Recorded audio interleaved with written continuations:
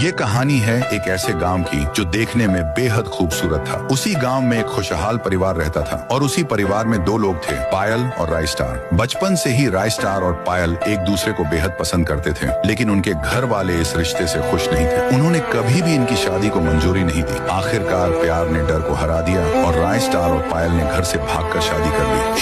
शुरू में सब कुछ बहुत अच्छा चला, लेकिन कहते हैं ना, सच्चा प्यार सिर्फ फिल्मों में होता है, हकीकत कुछ और थी। शादी के कुछ समय बाद ही पायल का असली रंग सामने आने लगा। असल में पायल को हमेशा से पैसे वाले लड़के पसंद थे। उसे लैम्बोर्गिनी में घूमना था, लेकिन राय स्टार गरीब था, मेहनत मजदूरी करके घर चलाता था। इसी बीच गांव में एक अमीर लड़का आया, ज्ञान भाई। वो एक अरबपति का बेटा था और उसकी लाइफस्टाइल पूरी तरह शाही थी। एक दिन पायल बाजार जा रही थी और ज्ञान भाई अपनी लैम्बोर्गिनी में निकल रहा था। उसने पायल को देखा और बोला, कहाँ जा रही हो जाने मान, कहो तो घर छोड़ दूं। पायल मुस्कुराई और वही मौका देखकर उसकी कार में बैठ गई। ज्ञान भाई उसे घर छोड़ने आया, लेकिन तभी राय स्टार घर से बाहर आया और बोला, ये कौन है? पायल झूठ बोलती है, ये मेरा कॉलेज का दोस्त है, बहुत समय बाद मिला तो घर तक छोड़ने आ गया। राय स्टार थोड़ा परेशान तो होता है, मगर उसे पायल पर भरोसा था। मगर पायल उस भरोसे को तोड़ने का प्लान बना रही थी। अगले दिन जब राय स्टार घर पर नहीं था, पायल ने ज्ञान भाई को बुलाया और कहा, जल्दी आओ, मेरा पति घर पर नहीं है। ज्ञान भाई घर आता है और पायल से कहता है, उस गरीब राय स्टार को छोड़ क्यों नहीं देती? पायल कहती है, छोड़ तो दूंगी, लेकिन मुझसे शादी कौन करेगा? ज्ञान भाई हंसकर कहता है, मैं हूं ना।